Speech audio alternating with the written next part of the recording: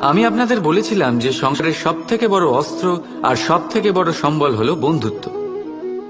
কিন্তু এই বন্ধুত্ব কেমন হওয়া উচিত?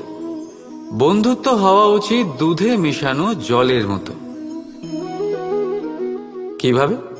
দুধে যখন জল মেশানো হয় তখন সেই জল নিজেই দুধে পরিণত হয়। এবার ভাবুন, দুধের সাথে বন্ধুত্ব করে জলের গুরুত্ব কেমন বেড়ে গেল।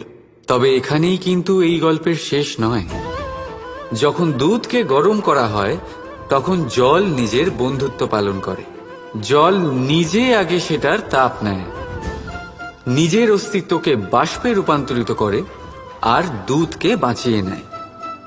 আর তারপর জল বাষ্প হয়ে গেলে দুধ ফুটতে থাকে, সে পাত্র থেকে বেরিয়ে উপচে পড়ে। আর শান্ত তখনই হয়